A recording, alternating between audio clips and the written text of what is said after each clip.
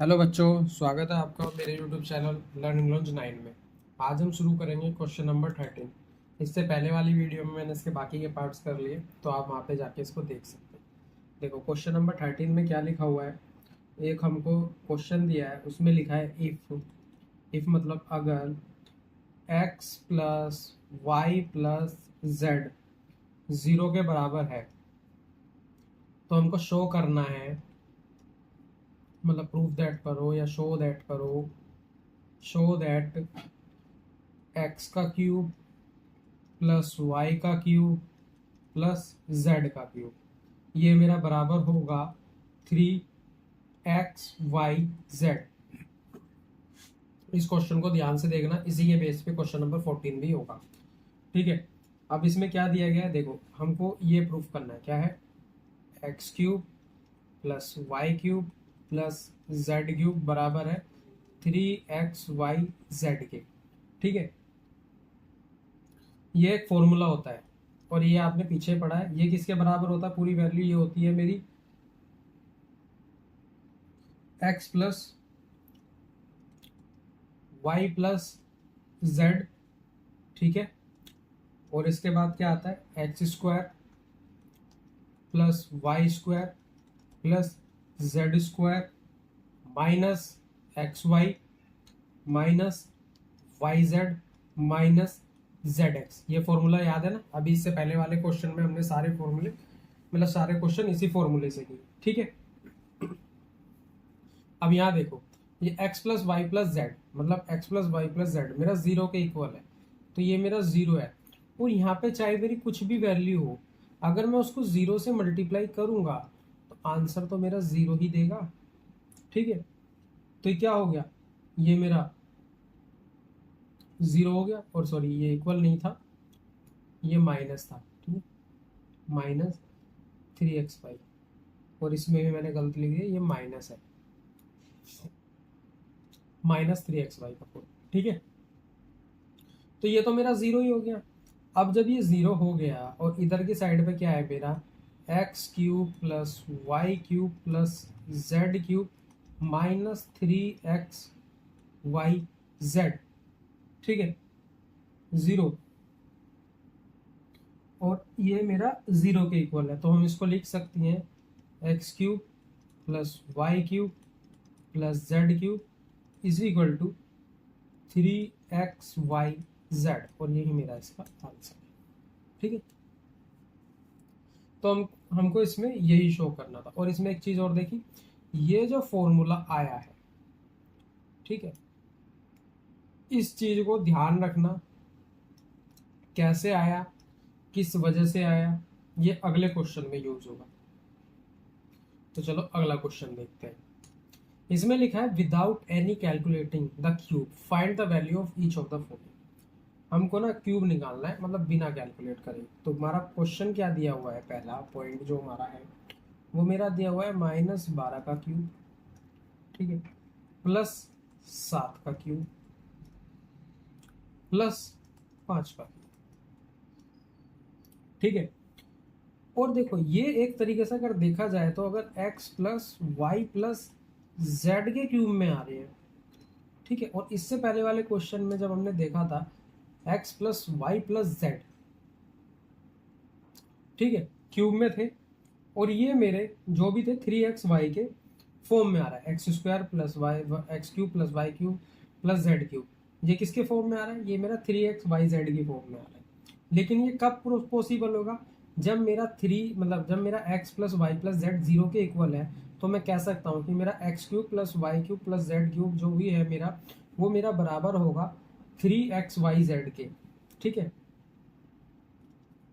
अब यहाँ देखो, उसमें बोला है कि अगर मेरा तीनों का सम बराबर हुआ, तीनों मतलब मेरा क्या दिया गया? एक्स कितना है? -12 plus 7 plus 5, x plus y plus z, ये अगर मेरा जीरो है तो मैं इसके अंदर फॉर्मूला लगा सकता हूँ। X cube plus y cube plus z cube मेरा बराबर होगा किसके? यहाँ पे लिखा हुआ है 3xyz के। ठीक है, तो ये मेरा बराबर होगा 3xyz के, तो इस फॉर्मूले से मैं निकाल सकता हूँ। चलो देखते हैं कितना आ रहा है, -12 और ये मेरा +12 इज इक्वल टू 0, तो ये कट गया, तो ये मेरा 0 ही आ रहा है। तो मतलब मैं इसके अंदर फॉर्मूला लगा सकता हूँ। फॉर्मूला लगाने के लिए क्या करेंगे, -12 का क्यूब प्लस 7 का क्यूब प्लस 5 का क्यूब, ये मेरा बराबर हो जाएगा 3xyz के। ये 3xyz मैंने आपको बताने के लिए लिखा है, ये बेसिकली xyz इन्हीं तीनों का नंबर है, ठीक है। अब हम इन तीनों को छोड़ देंगे, तो यहाँ कितना आ गया, यहाँ मल्टीप्लाई करेंगे 3, मल्टीप्लाई कितने की होगी इसमें, -12 की, -12, क्योंकि ये चीज और ये चीज मेरी बराबर ही है, और मेरे को ना क्यूब कैलकुलेट नहीं करना है विदाउट कैलकुलेटिंग क्यूब, तो नहीं तो मैं इससे भी निकाल सकता था। तो और इस चीज को मैंने छोड़ दिया, तो अब मैं इस चीज से निकाल रहा हूँ इसको। कभी आप सोचोगे ये क्यों छोड़ दिया, ये मैंने इसलिए छोड़ दिया क्योंकि इसके अंदर लिखा है विदाउट एक्चुअल क्यूब। अगर मेरे को यही चीज करनी होती तो मैं ऊपर ही कर लेता, और इसमें बताया गया साफ साफ कि ये तीनों वैल्यू का सम मेरे इस वैल्यू के बराबर है, इसलिए मैं इस चीज को ले रहा हूँ, ठीक है। ये 7 और ये मेरा 5 की मल्टीप्लाई, 12 तिया कितना होता है, चलो इसको बाद में करेंगे, पहले ये कहते हैं 7 पंजे 35, 35 तिया 105 होता है, और ये मल्टीप्लाई होगी मेरी -12 में, ठीक है। तो कितना आ जाएगा, 12 पंजे 60 और 12 एकम 12, तो आंसर आएगा -12 60, ठीक है। मैंने इस क्वेश्चन में काफ़ी टाइम लगाया ताकि आपको समझ में आए, ये वाला मैं डायरेक्ट ही करता हूँ, तो आप देखना कैसे होगा। देखो ये 28 का क्यूब है प्लस -15 का क्यूब है प्लस -13 का क्यूब है, ठीक है। अब इसका सम देखते हैं कितना है, 28 -15 -13 is equal to 0, 28 -28 is equal to 0, plus minus cut गया तो 0 आ गया। तो मैं इसके अंदर फॉर्मूला लगा सकता हूँ। फॉर्मूला क्या होगा, 28 का क्यूब माइनस जो मेरा 15 का क्यूब है प्लस -13 का क्यूब, ये मेरा बराबर होगा 3xyz के। तो वैल्यू कितनी होगी, 3 मल्टीप्लाई 28 का क्यूब, ठीक है, मल्टीप्लाई -15 का क्यूब और मल्टीप्लाई -13 का क्यूब।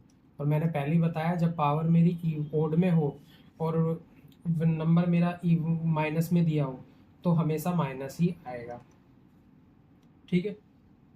इस चीज़ का ध्यान रखना। लेकिन यहाँ पे एक चीज़ की गलती होगी, यह आपने भी नोट नहीं किया, ये इस चीज़ की यहाँ पे ये गलती हो गई जल्दी में, क्योंकि यहाँ पे जो फॉर्मूला है उसमें तो क्यूब है ही नहीं, मल्टीप्लाई करनी है डायरेक्ट, 28 -15 और -13। अब यहाँ पे क्या होगा, ये इसकी मल्टीप्लाई करो, 28 को ऐसे ही रहने दें, ठीक है, ये आपस में इसकी मल्टीप्लाई होगी, माइनस माइनस की मल्टीप्लाई होगी, ये मेरा हट जाएगा।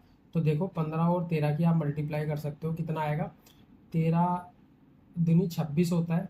तो अगर मैं 130 में 26 ऐड कर दूंगा, 13 कम 13, 13 दूनी 26, अच्छा ये तो ज़्यादा हो जाएगा, 13 कम 13, 13 दूनी 26, हाँ ये भी ठीक है, 6 7 156, ठीक है। लेकिन हम इसको चेक करते हैं कि ये मेरा सच में ही 156 है या फिर यहाँ पे कुछ कैलकुलेशन गड़बड़ हुई है, क्योंकि इस वाले क्वेश्चन के अंदर हमको कैलकुलेशन का बहुत ज़्यादा ध्यान रखना है।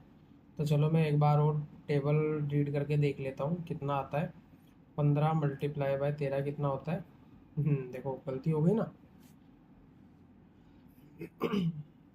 ये 130 नहीं आएगा, अच्छा मैंने प्लस किया था ये, देखो इसको सिंपल तरीके से करते हैं, मैं आपको बताता हूँ। मल्टीप्लाई में है तो ये माइनस इस माइनस को ख़त्म करते हैं, तो अब सीधा सीधा 15 तिया 45 लिख दो आप, मल्टीप्लाई 28 मल्टीप्लाई बाई 13, इस तरीके से भी आप कर सकते हो, ठीक है। अब 45 और 28 की मल्टीप्लाई करो, कितना आएगा, मैंने किया हुआ है, मैं डायरेक्ट ही आंसर लिख देता हूँ। इसके अंदर आएगा मेरा 1260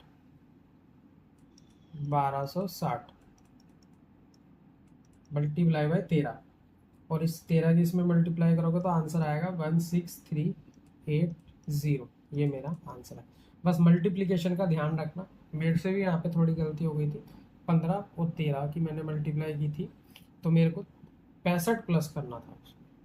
ठीक है, जो मैंने लिया था 13 धाम 130, इसमें मेरे को 65 प्लस करना था, तो ये मेरा आता 196। मैंने 26 प्लस कर दिया था गलती से। और ये 65 क्यों प्लस किया, अगर ये आपको जानना है तो मेरा आप व्हाट्सएप चैनल ज्वाइन कर लेना। उसके अंदर ये सारी टिप्स एंड ट्रिक्स है कि जिस तरीके से जल्दी जल्दी कैलकुलेशन हम कैसे कर सकते हैं। ठीक है, करते हैं क्वेश्चन नंबर 15। इसके अंदर हमको एक पॉइंट दिया हुआ है, पहले मैं पॉइंट 1 लिख लेता हूँ, जो कि मेरे को दिया है एरिया। एरिया क्या है, 25a² माइनस 35a प्लस 12। ठीक है, अब यहाँ लिखा है कि given possible expansion for the length and the breadth of the each of the following rectangle in which their area are given. हमको इसका एरिया दिया गया है, हमको लेंथ एंड ब्रेथ निकालनी है। चलो वो भी निकालते हैं। हमको यहाँ पे पता है सारी की सारी चीज़ें वेरिएबल में दी गई है, एग्जैक्ट तो निकलेगा नहीं, लेकिन हम ट्राई करते हैं। एरिया का जो फॉर्मूला होता है क्या होता है, वो L/B। ठीक है, ये मेरा फॉर्मूला होता है। अब इसके अंदर हमें क्या करना होगा, सबसे पहले देखो यहाँ पे एक चीज़ दी हुई है, हम इसके अंदर क्या करेंगे, हम इसको मिडिल टर्म स्प्लिट करेंगे। मिडिल टर्म स्प्लिट में क्या होता है, बीच की वैल्यू को ऐसे तोड़ना कि मल्टीप्लाई प्लस करके 35 आए और मल्टीप्लाई करके अब उसके आगे का नंबर है। अब 25 और 12 दिया गया है, 25 इंटू 12 कितना होता है, 12 पंजे 60। ठीक है, और 12 एकम 12 12 24 और 30 होता है। अब इस 300 के मुझे ऐसे फैक्टर करने हैं। पहले हम फैक्टर करते हैं कि 2 से काटेंगे तो 150 आ जाएगा, 2 से काटेंगे तो 75 आएगा, फिर ये 3 से कटेगा तो मेरा यहाँ पे 25 आएगा, 5 से कटेगा तो 5 आएगा, फिर 5 से कटेगा तो 1 आएगा। अब मेरे को फैक्टर ऐसे कर रहे हैं कि प्लस माइनस करके मेरा 35 आए और मल्टीप्लाई करके मेरा 300 आए। तो ऐसे कौन से फैक्टर्स हो सकते हैं, देखो ऐसे फैक्टर होंगे 15 और 5 दूनी 10 दूनी 20। अगर मैं इन दोनों को प्लस करूंगा तो 35 आएगा और मल्टीप्लाई करूंगा तो 300 आएगा। तो मैं यहाँ लिख सकता हूँ कि ये जो मेरा आंसर आएगा 25a² माइनस 20a और माइनस 15a। माइनस माइनस इसलिए लिया क्योंकि यहाँ पे ऑलरेडी ही माइनस है, और इन दोनों माइनस को अगर मैं मल्टीप्लाई में लूँगा तो ये मेरा प्लस का हो जाएगा।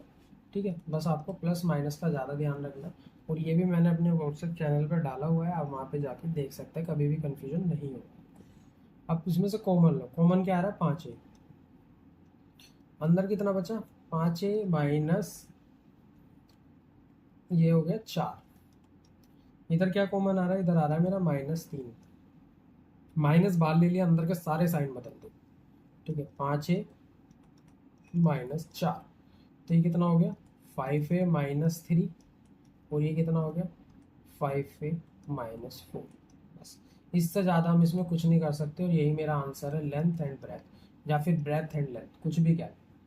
ठीक है, हमें यही चीज़ निकालनी थी और ये चीज़ मैंने यहाँ से निकाल ली। अब इसका करते हैं हम सेकंड पार्ट।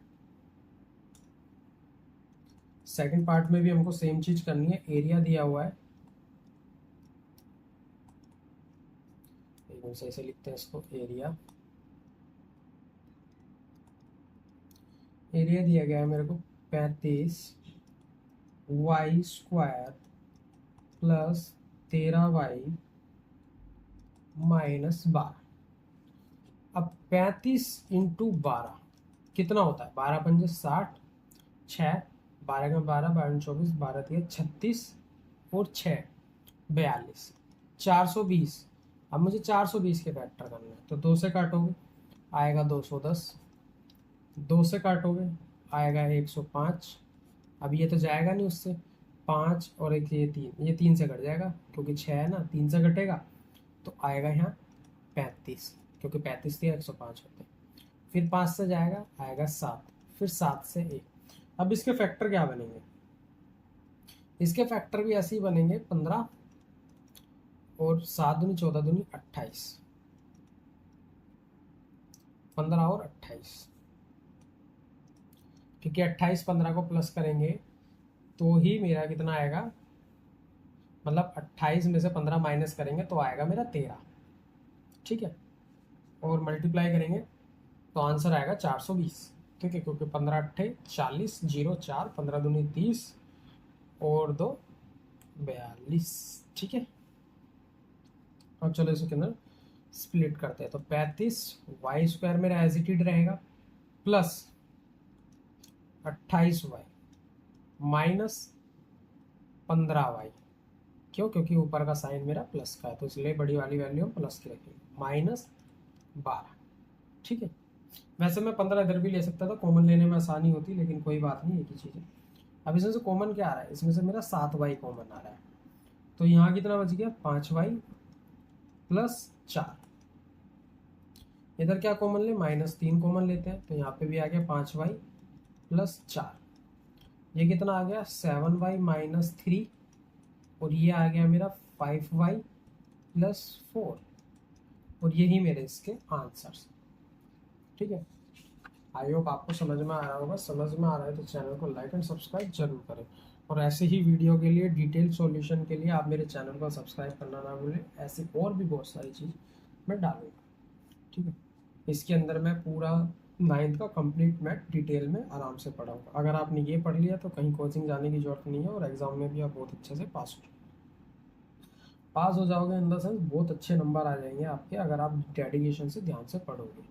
या फिर मेरे से आप कमेंट में बात कर सकते हो, और कमेंट में आप जुड़ भी सकते हो, मैं आपको वहाँ पे गाइड कर दूंगा कि कब क्या करना है, कैसे पढ़ना है, ठीक है। ये हो गया वॉल्यूम, क्योंकि मेरे कोचिंग के बच्चे भी हैं जो पढ़ते हैं और वो बहुत अच्छा स्कोर भी कर रहे हैं, ठीक है। लेकिन मैं सोचता हूँ कि जो बच्चा ट्यूशन ना जा पाए या ना पढ़ पा रहा हो, तो उसके लिए मैं ये फ्री वीडियो डाल, ठीक है। अब मेरे को ये इसके अंदर दिया हुआ है पहला पॉइंट, इसके अंदर लिखा है what are the possible expansion of the dimension of the cube whose volume are given. हमको उसके डायमेंशन निकालने, वॉल्यूम क्या होता है मेरा, L into B into H होता है, और यही चीज़ मुझे इसमें निकालनी है। अब यहाँ देखो कॉमन लेते हैं इसमें, क्योंकि इसके अंदर मिडिल टर्म स्प्लिट कर ही नहीं पाओगे, तो यहीं पे कॉमन लेते हैं। कॉमन कितना आ रहा है यहाँ मेरा 3x कॉमन आ रहा है, तो अंदर बचेगा मेरा x माइनस 4, ठीक है, और यही मेरे एक्सपेंशन हो गए। अब 3 एक्सपेंशन चाहिए, और ये मेरे 3 ही है, 3 कैसे, देखो 3 हो गया, x हो गया, ठीक है, और ये मेरा x माइनस 4 हो गया, और यही मेरा इसका आंसर। अब करते हैं इसका सेकंड पार्ट, उसमें वॉल्यूम क्या दिया हुआ है मेरे को, 12 के वाई स्क्वायर प्लस 8 के वाई माइनस 20 की, ठीक है। अब इसके अंदर भी क्या करना है, अब इसके अंदर भी हम क्या करते हैं, यहाँ से डायरेक्ट कॉमन लेते हैं, क्यों, क्योंकि देखो मैं इसकी और इसकी तो मल्टीप्लाई कर ही नहीं पाऊंगा, क्योंकि यहाँ के दिया है और यहाँ के वाई स्क्वायर है, तो ये तो मेरा पॉसिबल ही नहीं है।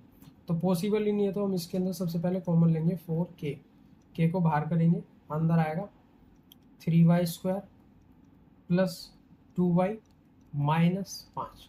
अब मैं अंदर इसमें कॉमन ले सकता हूँ, मतलब इसको मिडिल टर्म स्प्लिट कर सकता हूँ। वो कैसे होगा, देखो 3y स्क्वायर में डायरेक्ट लिखूंगा, और 5 दिया 15, 15 के ऐसे फैक्टर की प्लस माइनस करके 2y और मल्टीप्लाई करके 5 है, ये खुद ही फैक्टर है, 5 और 3y, ठीक है। तो मैं लिख दूंगा plus 5y minus 3y minus 5। वैसे मैं 5 और 3 को इधर भी ले सकता था, तो मेरे लिए ज़्यादा आसानी होती, 1 1 आ जाता, लेकिन कोई दिक्कत नहीं, आंसर फिर भी सेम ही आएगा 4k, ठीक है। यहाँ पे y मेरा कॉमन आ गया, तो अंदर क्या बचेगा 3y प्लस 5। यहाँ पे क्या कॉमन आ रहा है, यहाँ मेरा -1 कॉमन आ रहा है, तो अंदर आएगा 3y प्लस 5, ठीक है।